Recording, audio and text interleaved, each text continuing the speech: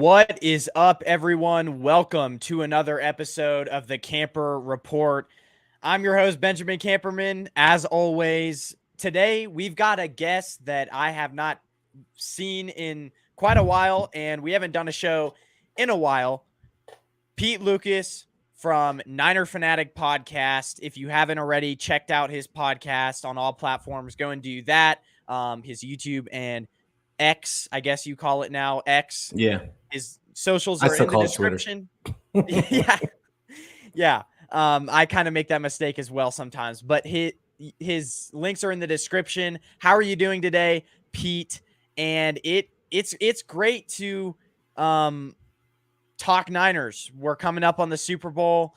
Obviously, this is something that I've watched the 49ers play in the Super Bowl twice in my life before. Once when I was very young, obviously once a few years ago. And so it's nice to see him back. So it's an occasion that is definitely rare. And so if you're a huge sports fan, it's always nice. How are you doing today? And promote yourself, I guess, a little bit more if I left anything out. Absolutely, Ben. It is great to see you again. I don't think we've been on together. I think we were talking about it backstage, but I don't think we've been together since draft season. So, but yeah, great to see you. Great to be on your channel. And yeah, 49ers are in the Super Bowl, Ben. They're in the Super Bowl. It's been 5 years, 5 long, agonizing years. And yeah, I am so amped, ready for this game. And once again, hey, make sure that you like this video, make sure that you subscribe, make sure that you hit the bell so you get the notifications for when my guy Ben goes live. And I'm on Niner Fanatic Podcast. I'm on Twitter, I'm on YouTube, I'm on Facebook, I'm on anywhere where you can get your audio podcast. So I don't care where you get it, just get it. Yeah. Go and do that, everyone. Before we get into the main details of the show, I will be going live again next Saturday with Jay and the Bay the night before the Super Bowl. Go and check that out. Watch out for that. Calvin's Hobbs came in earlier today and said should have a 5-man defensive front like they did against Jacksonville. It clogs up the middle against the run, and pressure got to Lawrence. Mm-hmm. We will talk about that. We're going to talk about keys. I hope so. In just a second. Spagnuolo. Let's talk matchups first. The two defensive coordinators. We're talking about Kyle Shanahan versus Andy Reid. I think the more important matchup that needs to be talked about is Steve Spagnuolo, the Chiefs defensive coordinator, versus Steve Wilks, the 49ers. I think I'm spelling his last name right. Wilks. Is it with an E between the K and the S? No? I think it's just Wilks. Wilks. I'm pretty sure. Okay, cool. Steve Wilks. So the two defensive coordinators. My question to you, is Spagnuolo that much better than Wilks, and will it be enough to give the Chiefs team an edge, his game planning, and how well he did against Lamar Jackson? I think that it kind of depends on what you want, because this is the thing. Wilks, I think, is great at demanding respect in the locker room. He's a very respected coach.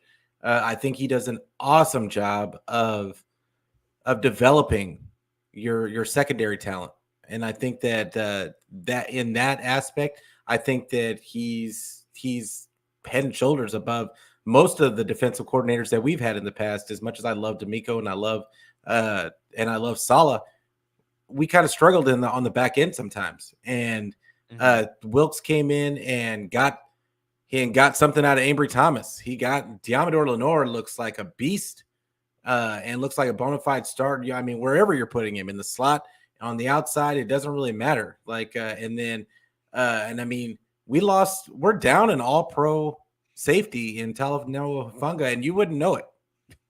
I mean, you wouldn't know it if you're a Niner fan. But most teams, you wouldn't know that we're missing an all-pro in the back end. So I think from a development standpoint, Steve Wilks is really a really good coach.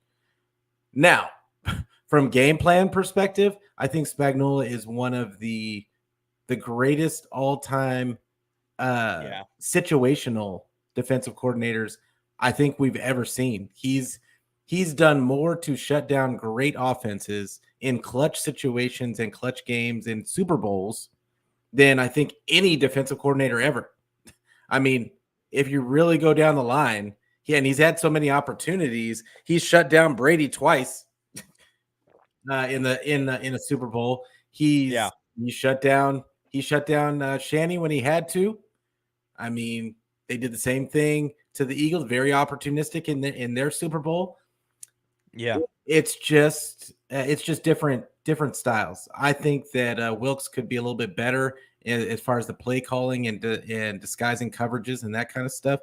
But we're here. We're at the Super Bowl. I think that they still ended up with the most picks in the league, which speaks to the development of the back end. So I think Wilks is good in his own right. We're just used to seeing dominating football from our defense, and that hasn't necessarily been there this year for us. But Spags it's going to be a very tough matchup for Shanny.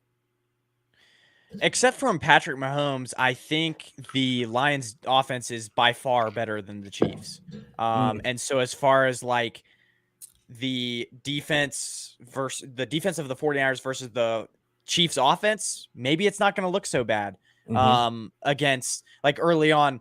Like it's not going to look worse than what it did against the Lions. What I do want to see Steve Wilks do to kind of get an edge and maybe put himself in like get an edge over Spagnuolo in this game is maybe a little bit more disguised blitzes early, like be aggressive early on. Because I feel like when you go back and watch that Lions game, first half, it's like a lot of 4-man fronts. They're kind of sitting back. They don't want to give up the big pass, the deep pass, but they're not being aggressive. Their defensive line wasn't really getting home as much, although Nick Bosa did have 2 sacks in that first half. But for the most part, wasn't getting a ton of pressure up the middle, pressure from the other side, which Chase Young, that performance was abysmal. We all know that. But I think the way to get an edge is to be aggressive early on, because even though Patrick Mahomes could beat you deep, I just think that we'll get into how we attack Patrick Mahomes. But my answer to this is aggressive early on with just disguised blitzes, making the offense question what you're going to do before the snap. I just think that's how you get an advantage over maybe Spagnuolo's defense, who I don't know, maybe they're a little bit afraid of Purdy because he does so well against the blitz. So maybe they'll drop back. I just think that if you're really aggressive in this game, it's going to pay off, because the 49ers in the first half, their defense usually isn't that aggressive. And so when you come out being aggressive, blitzing the quarterback, they're going to be caught off a little by surprise. That's just my opinion. Yeah. And I love that. Like, I think that it should be a little bit what Calvin and Hobbs said earlier. I think I'd like to see more of the 5-man front, because I would say that Steve Wilks, like I said, like you mentioned earlier, doesn't do a great job of disguising blitzes, and doesn't do a good job of disguising coverage in general, especially not in the first half of games. So to me, it's key. I think that they need to use more of those 5-man fronts just to get some pressure just from that, and to help them along that.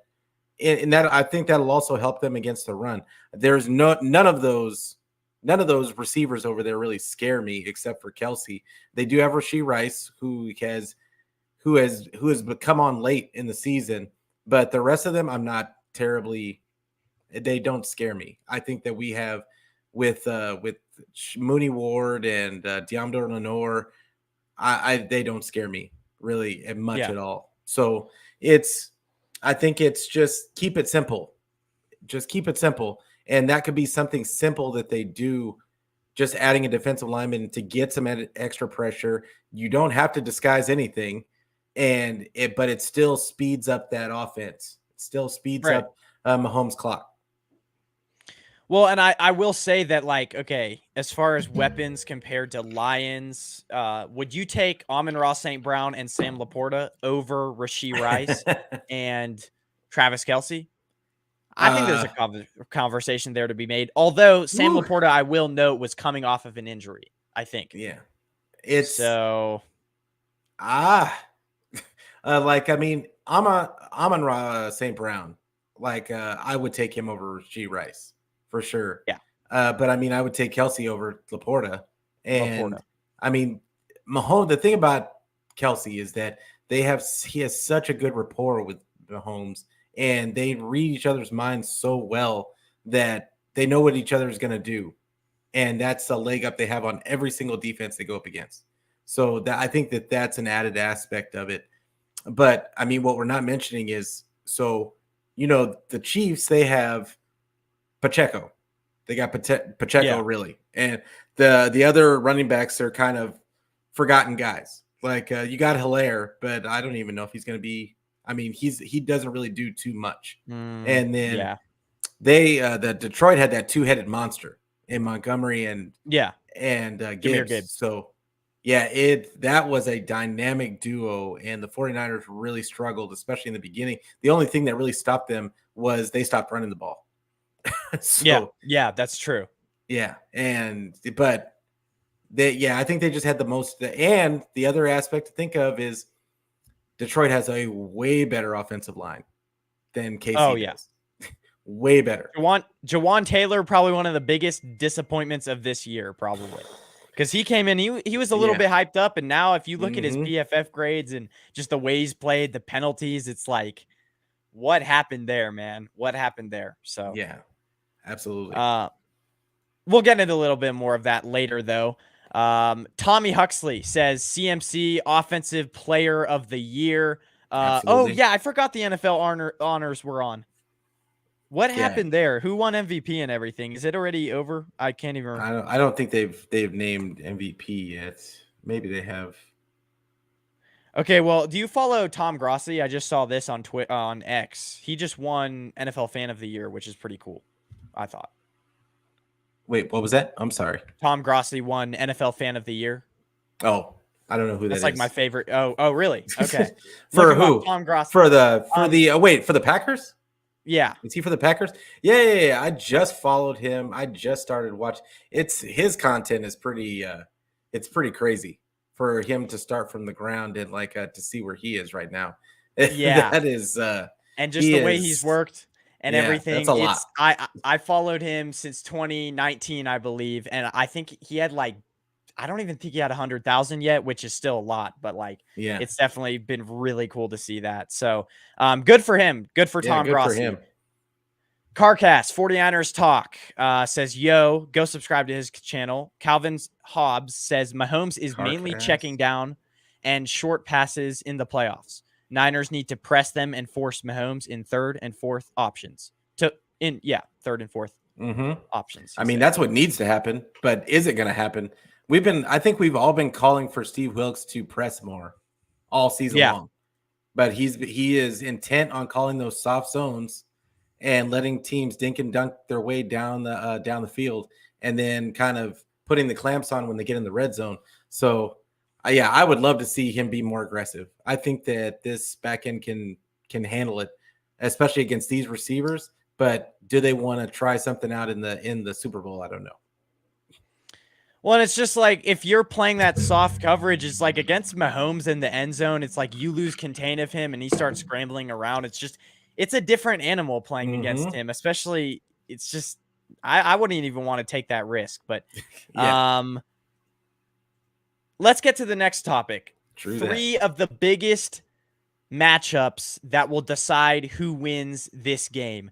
We'll get to the show, the title of the show after this one. Yeah. But maybe name your three biggest matchups that will decide who wins this game. And then I'll add on some other ones maybe that I think of as well. But we probably have very similar matchups that we wrote down. So so go ahead.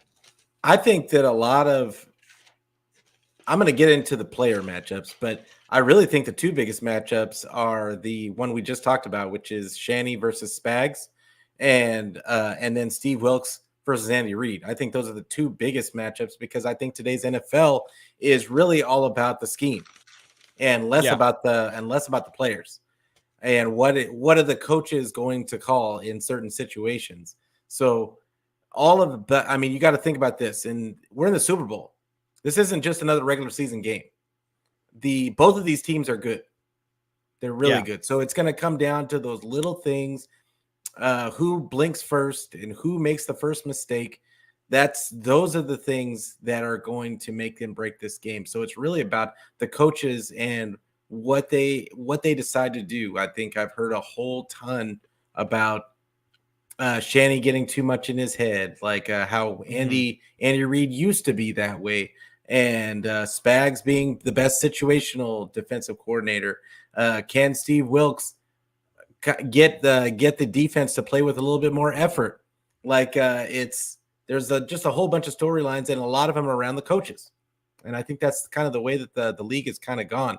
But I think that the biggest, if we're talking about players, my number 3 matchup. Let's start with number 3. Number 3 matchup is L'Jarius Sneed and Ayuk. That's my number 3 matchup. And I think that because I don't think that Ayuk is going to be the number 1 option, but he is always the guy that when it comes down to he just makes plays during the game. He's a constant. Yeah. He's a constant for the 49ers, and he's going to be open 90% of the time. He's broken off most cornerbacks, and but L'Jarius Sneed has been a phenomenal cornerback this season. And I mean his counterpart McDuffie is no slouch as well. They're both really big physical corners, and so that's definitely my number 3 matchup. Number 2 is really going to be these linebackers against Christian McCaffrey and the zone read. That'd be my number 2 matchup, because I don't think that is going to be, if we pay attention to what Shanny's has been doing in these playoffs, has been doing pretty much throughout the season, second half of the season. He's pretty much putting the ball in Brock's hands, and then Christian McCaffrey is almost like a changeup at this point. So yeah. I just feel like that is a secondary matchup. It's McCaffrey versus those linebackers, and can they stop the zone run? If they even use the zone run, they've been using a lot of gap scheme as well this year. But I would say my third, the most important matchup is really Brock Purdy. Brock Purdy versus Spags. It's Brock Purdy versus Spags, and what does Spags do to confuse a second-year quarterback in his first Super Bowl? The lights are so bright, and let's just be real, Brock Purdy's not supposed to be here. Yeah. So, and he has played with tremendous poise up to this point. And he was a really big playmaker in the last game, in the NFC Championship game. But this is a Super Bowl. The lights are not going to be any brighter. He's taking all the interviews all week long. Like, he's going to hear all the chatter because it's going to be right in his face. Does it affect him? And does Spags find a way to get in his head? Because I don't think that there's any one person. So I guess you could say it would be Purdy versus Chris Jones, because I think that he's the one that is going to be trying to bat down Purdy's passes the most. Well, that's kind of one of the keys that I had as well. Like, if you can get in Purdy's, like, what the Ravens did was kind of like they kept him in the pocket. They didn't lose contain of him. They almost they didn't pressure him out of the pocket, and they kind of brought that pressure through the interior by rushing their linebackers and stuff up the middle. And they were able to get in his throw spaces because he is a shorter quarterback. And that's kind of what the Lions early in that game were doing as well. On the interception, he got knocked down and just threw it up in the air in the Lions game. So that's a good key as well. For me, George Karlaftis versus Colton McKivitz. I said this to my brother earlier on today. Chris Jones going to be demanding double teams. If you actually look, a lot of times he actually lines up on the right side. I do think that he will obviously be demanding double coverage from the center and the guard, which will a lot of times leave McKivitz one-on-one versus George Karlaftis. And that is something that I don't want to see because Karlaftis is really good. I said it. I mean, he had 11 sacks. Yeah, he's good. He had 11 sacks this season, which is tied for 18th. I'm just remembering this off the top of my head. I believe he has like a 17% pressure rate, which is tied for like 38th or something, which is pretty good amongst defensive ends. So he's a really, really solid defensive And if you look at like Nick Bosa, his rookie year, when he had single teams, like I'm not saying Karlaftis is Nick Bosa, but I'm saying like when you're a defensive end and you can win one-on-one, I mean, you're going to eat the whole day on the quarterback. So that's number one. Nick Bolton versus George Kittle is number two. I think that CMC, they're going to try to plaster at the line of scrimmage. They're going to try to load the box and take away that check down. And their linebackers, they play fast. Justin Reed, Nick Bolton, they play fast. So they're going to the screen. I think they're well built for those screens that Christian McCaffrey takes for 10 to 15 yards. They can stop that because they have speedy guys in the second level that are playmakers.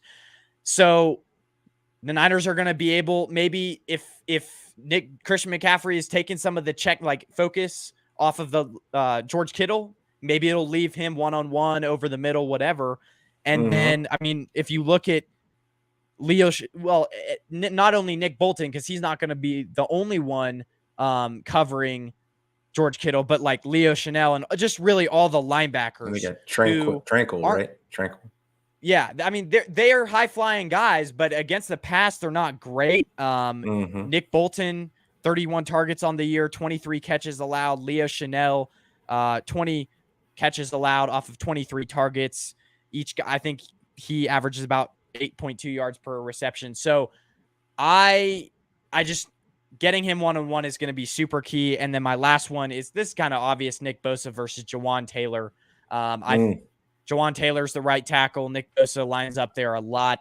That's going to be something to where if the Chiefs do kind of lean into their running game a little bit early in this game, and maybe they play off of that by doing play actions, it's going to be hard for them to do play actions when Nick Bosa is one-on-one versus Jawan Taylor. I'm interested to see how they try to chip Nick Bosa coming off the line a little bit. So, well, remember the last time this team played the 49ers. They had a full-on game plan for Nick Bosa. Oh, yeah. And they were just letting him go free. They were letting him go free and throwing on the other direction of the field or throwing directly over the top of him. And and running screens right by his ear hole. That's true. I don't necessarily, and Nick, and it made an impression on Bosa because he mentioned it in one of his interviews this week. So yeah, I completely, I love the matchup. Normally I would say, oh, him versus Jawan Taylor, that's barbecue chicken. But Andy Reid has, Andy Reid and Shanahan are both geniuses, offensive geniuses, right? But Andy Reid has this way of his genius is in the details. It's not so much the scheme. It's more about the details and how he's going to run his scheme. What he's going to do. He takes your best defensive guy and almost takes advantage of how good he is. Yeah. And Shanny is just going to run. He's basically just defeating the rules of your defense. He's attacking your defense as a whole. It doesn't matter who your corners are. Doesn't matter who your team. It's going to look the same as if he plays a number one defense. It's going to look the same if he's playing the worst defense in the league because he's not targeting any one player. He's targeting your entire defense. So right. So yeah, I agree with you about Bosa. I think he should be a key. I'm hoping that he can make a difference. I know that the Chiefs are going. I know Andy Reid is going to try and make him a minimal. Of course, both coaches should be doing that, trying to make those guys minimal. But Andy Reid is just really good at doing that and taking away your best option, almost like Belichick used to take the best offensive option away from the other team. Andy Reid does an equally great job at taking away the best defensive options. So that is true. Calvin's Hobbs says Green Bay beat KC by running the ball and spreading the pass to many of their receivers. They also sack Mahomes a lot. Green Bay runs a similar offense. Yeah. KC. But will Kyle do that? Will Kyle run the ball? That's the question. He's going to zig. He's going to zig when everybody thinks he should zag. Kyle likes to do the exact opposite just to look like the most the smartest person in the room a lot of the time. So and it maddens the rest of us. Like it makes us crazy because it's obvious to us. You give the ball to Christian McCaffrey, like even if he's getting 2 yards a carry, it doesn't really matter. You have to keep the other offense on it or the defense on us. So yeah, I mean, I don't care. A lot of people say, "Oh well, the look like they had 8 guys in the box." I don't care. That's fine that they have 8 guys in the box. Get your 2 yards and then play action off of that. Like there's tons better. of ways you can attack it. Once you get into 3rd and 10, I mean, the 49ers have not been successful all year through that. So like you're saying, it's like that's what scared off the Ravens is like the Chiefs were loading the box on 1st and 2nd down, and the Ravens kind of were like, you're going to load the box. We're going to try to do 10 dimension chess, and we're going to like throw the ball instead of doing what our identity and what we've won with all year. So KC, I think, is going to throw that similar look of 8 men in the box all game long. So that's what I talk about with the coaches kind of taking over the NFL, and it's being more about the scheme than it is about the actual players. Coaches kind of overthink things nowadays, and they're trying to beat the other team with scheme instead of just knowing that you have the best players. Back in the day, like just 15, 20 years ago, like the best team would just go out there and just do what they do and would challenge the other team to stop it. And we don't do that anymore. Most teams don't do that anymore. They try to scheme around everything. Perfect example is Jim Harbaugh in the national championship and semifinals versus Alabama. He knew he had the more physical team. He knew he could run it down their throats, and he did it. I mean, there were a lot of times, 3rd and 5, 3rd and 6, but he kept running it because he knew he had the best linebacker, and he knew he could do that. That's just what Harbaugh does. He runs the ball. Maybe in this game, you kind of need to go to that script. So, yeah, no, I agree. I hope Shanny just realizes the strength of this team and just do what we do best. If it's 3rd and 2, maybe you just go out and get 2 yards. You've got the best. Yeah, you've got the best. We have the best roster in the NFL. I don't think there's a better roster in the NFL. Lean on that roster. If you've got the best roster in the NFL, they're better than that other team on the other side of the ball. Go take those 2 yards. Like, don't overthink it. Just go get it. Yeah, absolutely. Calvin's Hobbs says, I always want to say Calvin and Hobbs because like that's the comic book. That's what I wanted to say too. But it's not. It's Calvin's Hobbs. Okay. KC is 30th in zone run defense.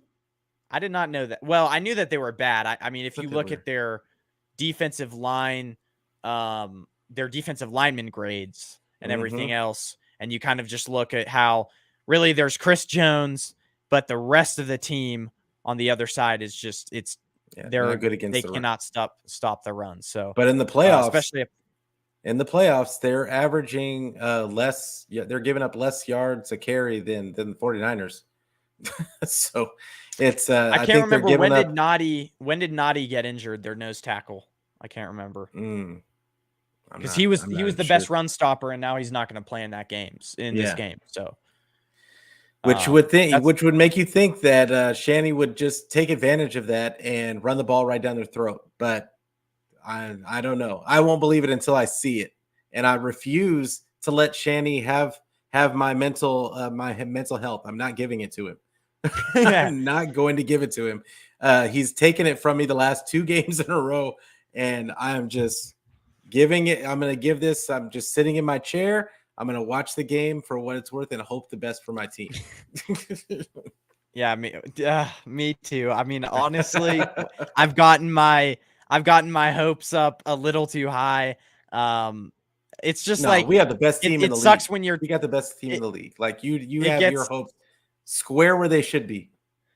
It sucks when you get to this point and then you lose. So I'm hoping we don't lose because it's like Heart of a when you champion. get to the Super Bowl, your hopes have to be high because you've just completely dominated the NFC. Not dominated, but like you've just ran through the NFC. It's like you should be having your hopes high. So, Yeah.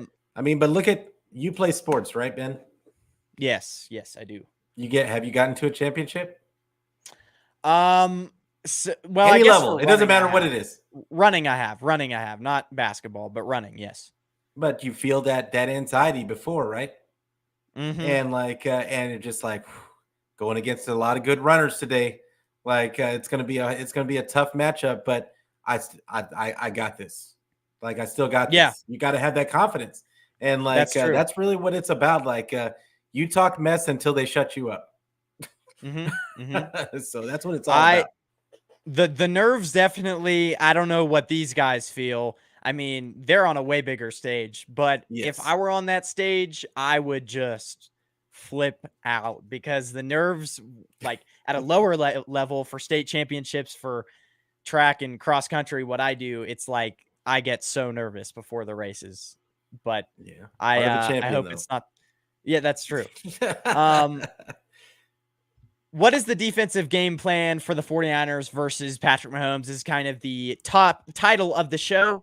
How do they attack these guys? Because in a way, it's like you could load the box, like I said, but then it's like there's always a possibility that he does beat you deep. Although it does help that they don't have Tyreek Hill because that stretches the field a lot less. Mm-hmm. Their deep threats, Marquez Valdes-Scantling, lot less reliable than Tyreek Hill, obviously, as we know, a major downgrade. So what is kind of the defensive game plan that the Niners do versus Patrick Mahomes? I don't think that we're going to see much difference out of the 49ers, really. Like, I think that they may go a little bit harder at the run. I'm hoping that I see a little bit different energy against the run and really scheme wise. We talked about the five man front. I'd like to see a little bit more of that because I don't think that these guys can hurt you deep.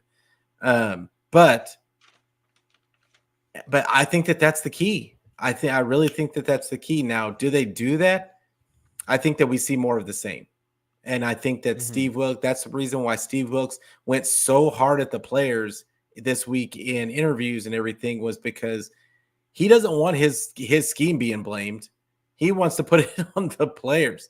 And so I think he's going to try to get the players to play his scheme a little bit better. Now, people are going to say, well, this isn't really his scheme. This is what Kyle wanted him to run. And that's the reason why like Steve Wilks kind of struggles, because it's not really his scheme. But at the same time, it doesn't matter. You're a defensive coordinator. The principles are the same. You watched a ton of tape.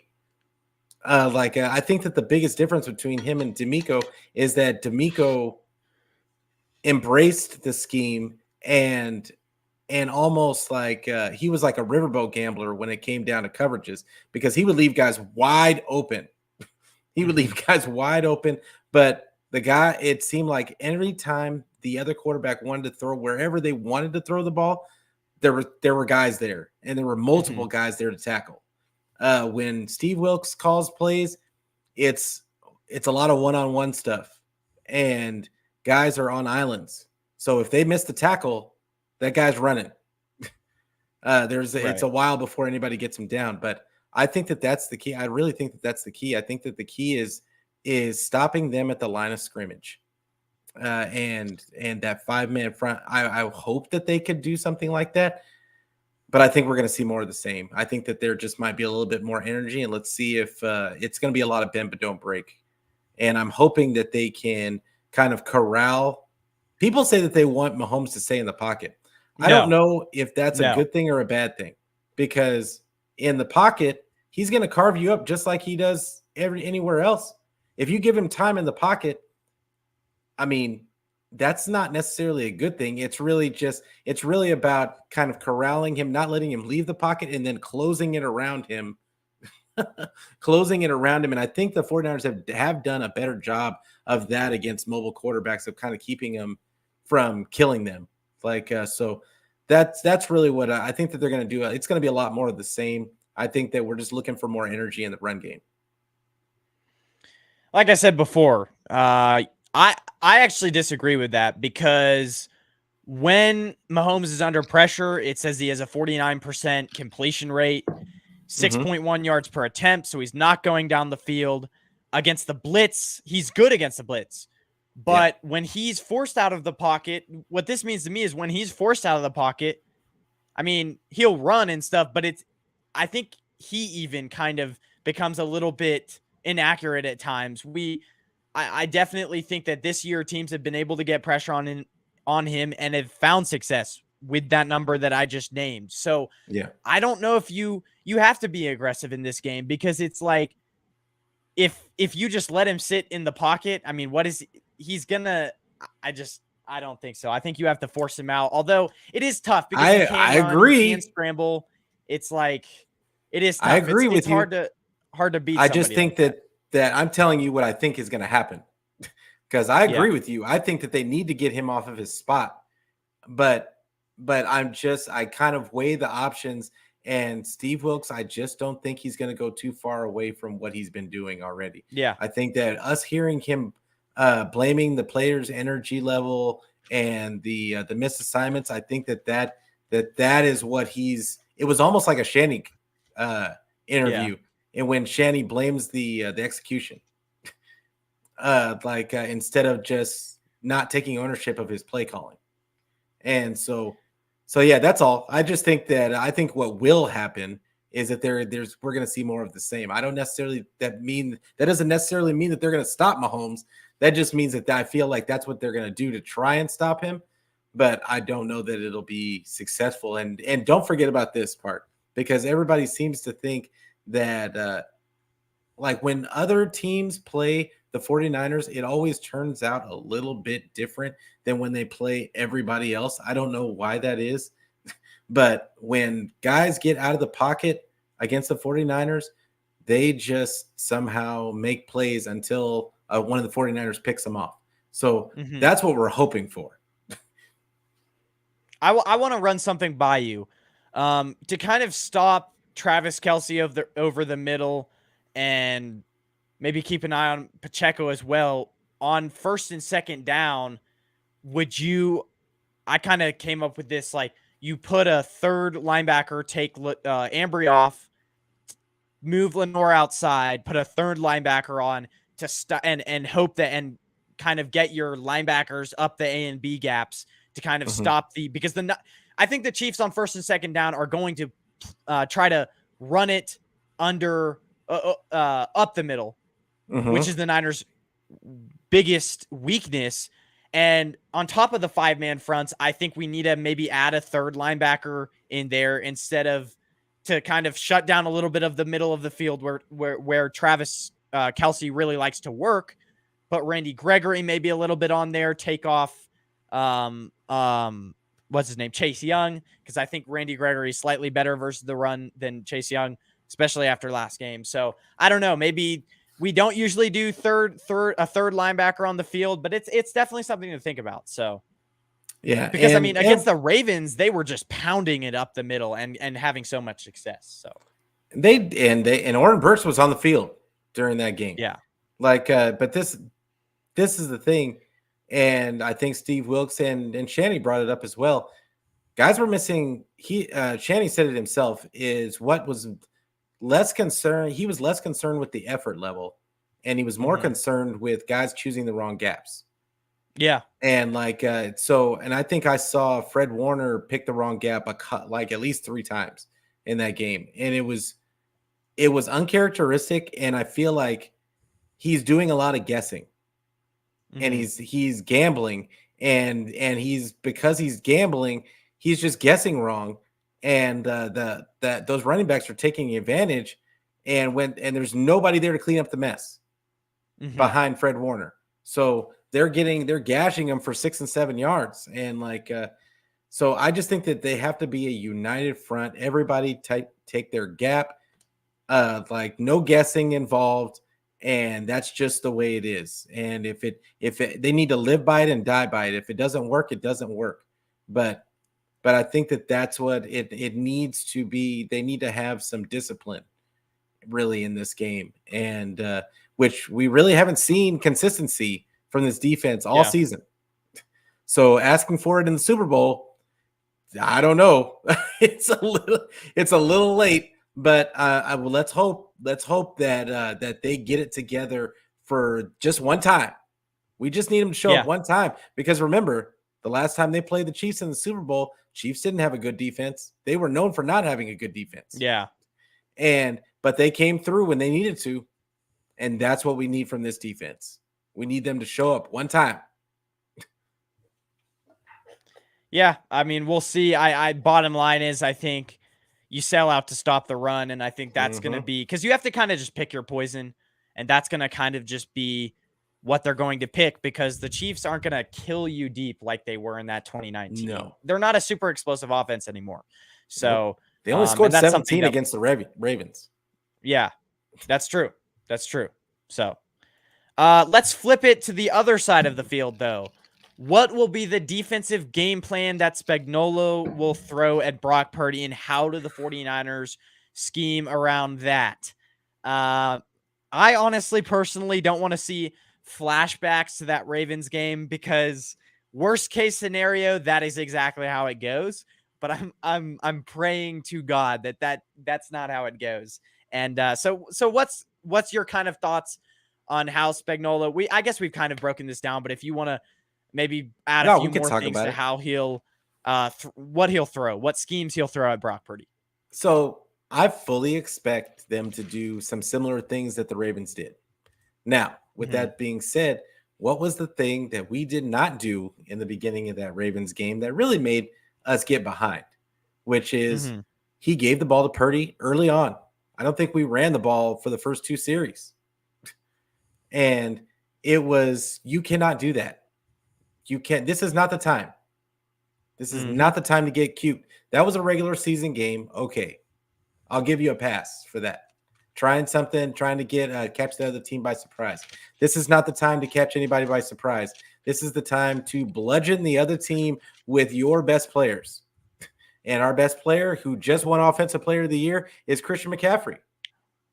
They need to get a full dose of Christian McCaffrey. From the air, from the ground, wherever. He needs to touch the ball 30 times. Like, there is no games after today. So, I feel like that's what has to happen. I think Spags is going to try many of the same things that the Baltimore tried. But guess what? If he does that, the run is going to be open. The run is going to be open. And like you said, this team is not the greatest against the run historically. But I don't think many teams in today's NFL period commit to the run. And I think that's what we would like to see from Shanny. Let's see if Shanny feels the same way. Well, and the Chiefs defensive ends, I was saying that they were bad before, but I think I have exact numbers right here, and I'm just pulling it up. Tershawn Wharton has a 47 PFF grade, which is ranked 95th out of 137 defensive ends. So that's a terrible. Well, is that the defensive tackle? I think that's the defensive end. No, that's the defensive tackle. So that's ranked 95th out of 137 defensive tackles, and then their defensive end is even worse. Well, I mean, he's bad as well if you look at their grades. So, and they give up 4.5 yards per carry. And so, yes, they're going to, like you said, they're going to try to throw the exact same thing at the 49ers than that they did at the Ravens. But my kind of maybe solution to that is maybe you do play action on a first.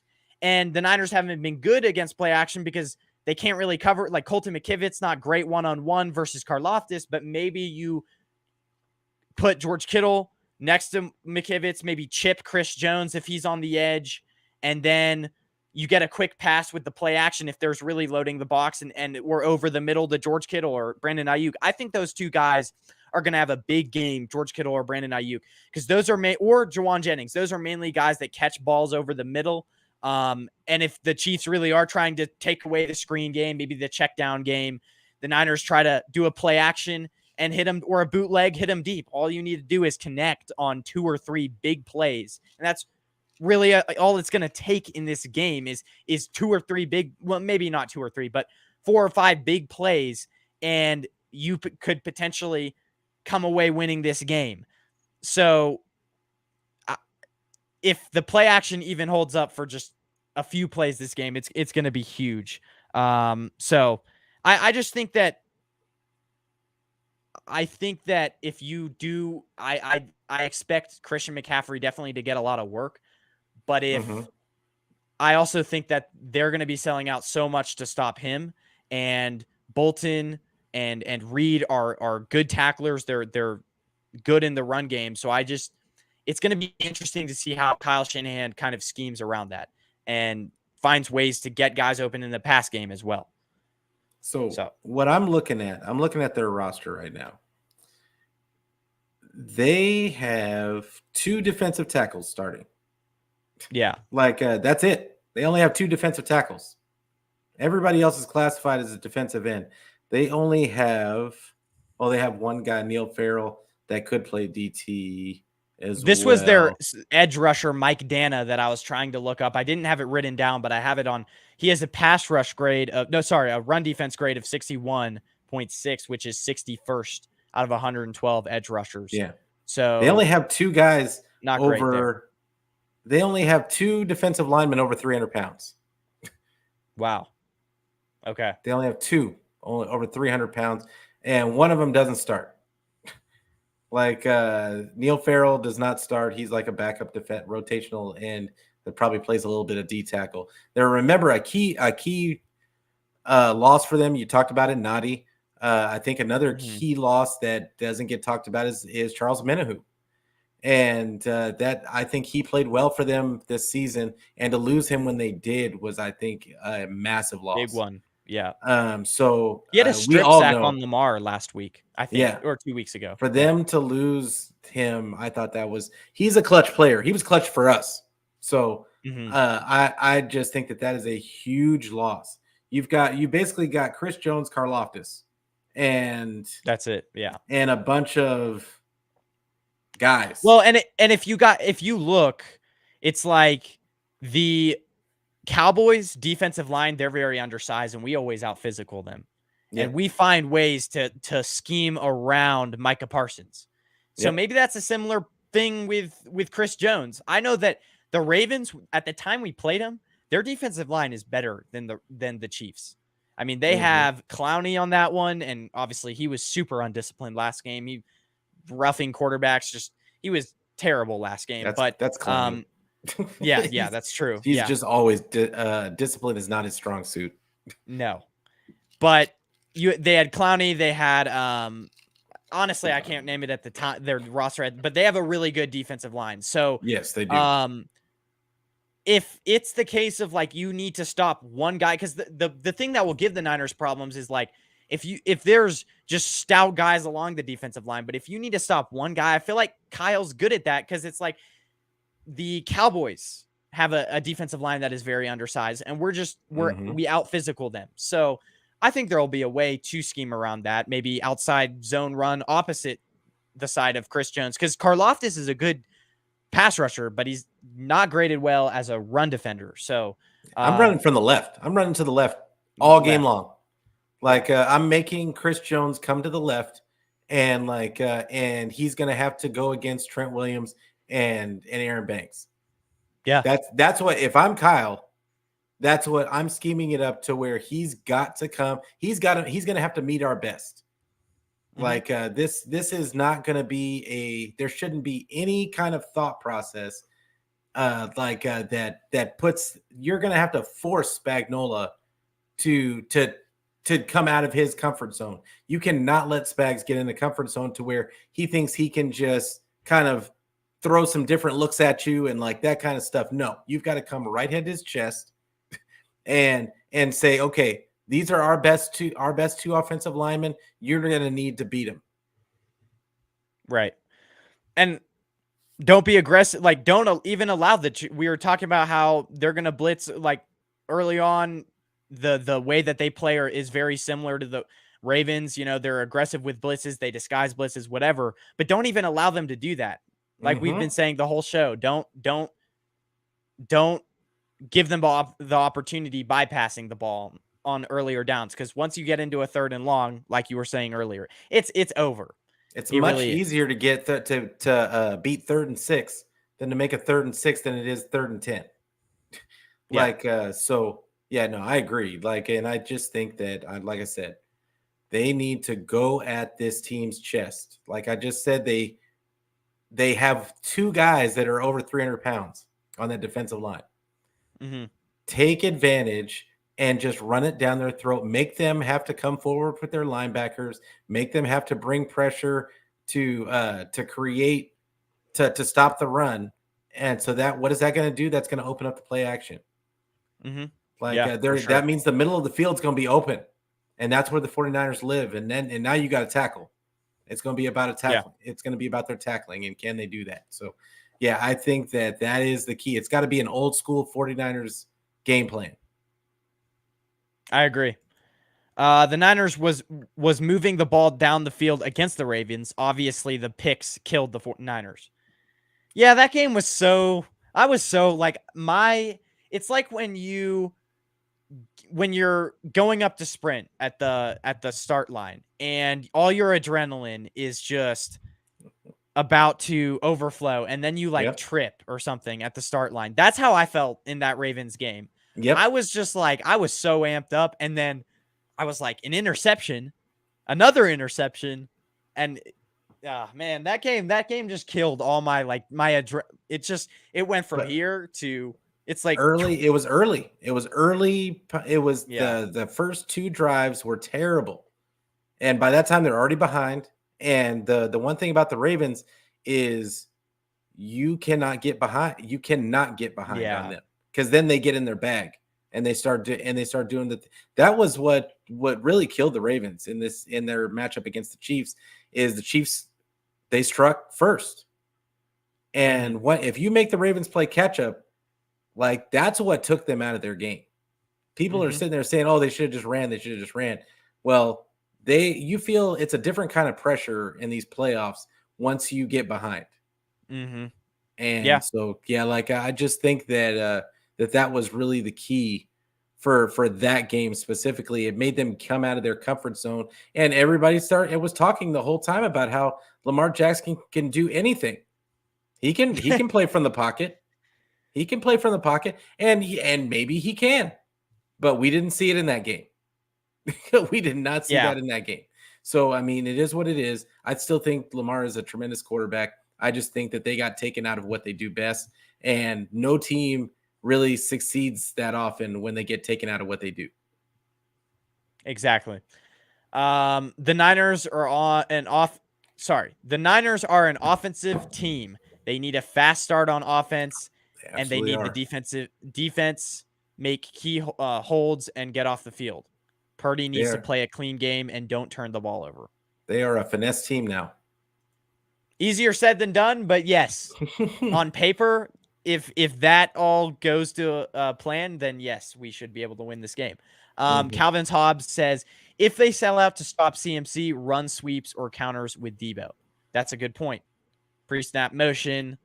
The thing is like this Chiefs linebacker group, it's good, but it's not as I feel like the way to beat the Niners is if you have linebackers that play exactly how the Niners do. Physical, fast, they can fly all around the field. Chiefs kind of have that, but I think the reason why the Ravens gave them fits is because their defense plays exactly how the Niners defense tries to play, but even better. And I don't know if the Chiefs are exactly like what the Ravens were.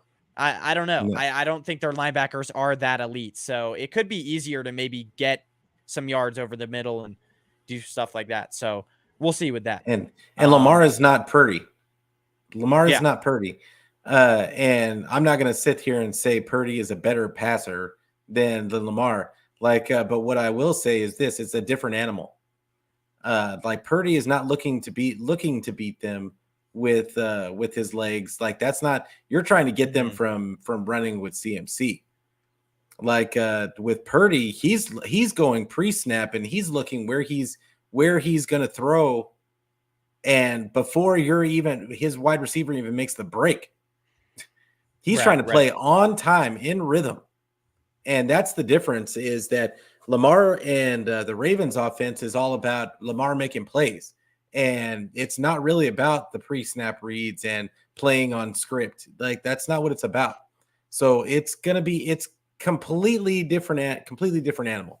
And I'm just really interested to see how different it's really going to look, because I don't think, it's two completely different offenses. Yeah. So we broke it all down. What is your final score prediction and winner for this game? I don't want to put you on the spot because not a lot of people like making a prediction like I don't mind. but like, who's your eventual winner for this game? It's probably going to be Niners. Although, like, I feel like for me making this score, a lot of times when I've picked for my team, they've lost. So maybe I should do the opposite thing and like say the Chiefs are going to win. You know? Don't do it, Ben. Don't put that bad juju out there. What's your score? So I'm gonna say 34-21 Niners. And I think that the 49ers I think that Kyle hears all the criticism and wants to go out there and make a statement in this Super Bowl. I think that he exercises all the bad juju, all the ghosts of his playoff failures in the past, and brings home number 6 for the 49ers. I think that this is the time. If you're going to beat Mahomes and the Chiefs, this is the year to beat them. So, like, when he doesn't have the weapons that he normally would, and when they don't have the defensive line that they normally would. I think that this is the time. So I'm going to go 34-21 49ers. And we're speaking it into existence. Number 6 all the way. For me, I'm going to go a little lower scoring. I think I mean, I don't want it to be in doubt. I don't want it to be a close game. I don't want it left up to Moody. Well, that's what Calvin's Hobbes says. Special teams scare me. Don't trust Moody at all. Yeah, at all. I don't know. Like, it's weird going on kind of a separate rabbit hole. What are they going to do after this year with him? Just keep playing him? I mean, I don't know. They're going to keep playing him. This is the thing. This is the thing about Moody. He's going to get through this season. You remember? Did you know that the last time the 49ers won the Super Bowl, they had a rookie kicker? Really? And wait. Yeah, I mean, that was before my time, so yeah, I did not know that. Like, but he was a rookie kicker that year, and I want to say it was Doug Bryan. I'm pretty sure it was Doug Bryan. Like, and didn't have the greatest of seasons, but they were scoring so many points that it didn't matter. And in the Super Bowl, it didn't matter because they blew out the Chargers. Like, the game was over. There was no need to even kick the ball. So. That's what we're hoping for in this game. I don't want Moody to even be involved. And but I think that they're going to stick it out with Moody. I think that he gets valuable experience this season. I think next season he can only get better. I'm going to say yeah. I'm going to say as far as the score goes, I will pick the Niners. Because I do think the run game, I think like we're going to be able to run on them better as long as we stick to it. And then, like you said, it's going to open up a bunch of things. I don't think they have a stout people on the defense as far as just physicality goes. The guys that can match up with us like the Ravens did that really gave us fits. So because of that, I'm going to say Niners 27, the Chiefs 21. I think the Chiefs will have their stretches in the games where it's like it's gonna be dangerous. But at the end of the day, it's like, except from the Lions game last week, we haven't had a ton of weeks where we've given up a ton of points, even though it's looked scary at times in the game. This is Patrick Mahomes, and this is where I'm going back and forth because it's like it's Patrick Mahomes. He can pull a rabbit out of his hat. But at the same time, it's like they don't have the weapons that they kind of used to. And a lot of it is going to depend on how they play Travis Kelce in this game. Like we said before, Fred Warner, whatever. I'd be interested to see if Lenore gets on him a little bit. like Jimmy Ward used to do, because Jimmy Ward used to cover Travis Kelce. And I kind of wish we had him for this game because he always did pretty good against Travis Kelce. But it's a lot of it is going to depend on how we play against him, because like you said before, I think I trust our corners one-on-one. So I think there will be times in this game where it's going to be dangerous. But yeah, Niners 27, Chiefs 21.